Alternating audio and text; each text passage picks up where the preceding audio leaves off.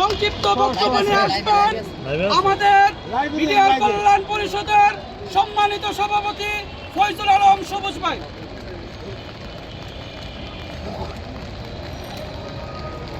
উপস্থিত মিডিয়া এবং সকল ক্ষতিগ্রস্ত মিডিয়া ভাইয়েরা,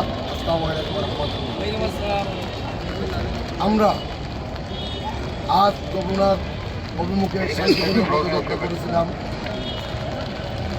কিন্তু চারটার নদীতে যাওয়ার পরে আমাদের উপর পুলিশ নির্মমভাবে অত্যাচার করে, যাতে আমাদের শতাধিকের উপরে বিডিআর সদস্য আহত হন এবং বিভিন্ন মেডিকেলে বর্তমানে চিকিৎসাধীন অবস্থায় আছেন।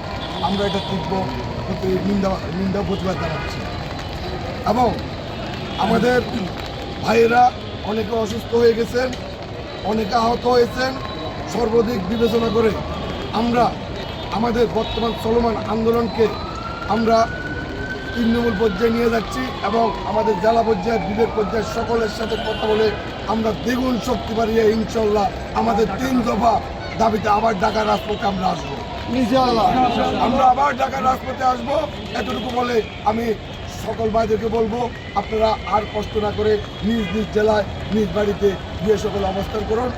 আমাদের প্রত্যেকের আদেশ পাওয়ার পরে আপনারা আবার ঢাকা আসবেন এবং আমরা দুই সংগঠন থেকে তৃণমূল পর্যায়ে প্রতিটা জেলায় আমরা যাবো এবং বিভাগীয় সফর করবো আমরা ইনশাআল্লাহ। এই বলে আমি আমার বক্তব্য শেষ করছি। আপনারা সকলে যাদের অবস্থান থেকে আজকে বাড়িতে চলে যাবেন। আপনাদের অনেক কষ্ট দিয়েছি, আমি আপনাদেরকে ধন্যবাদ।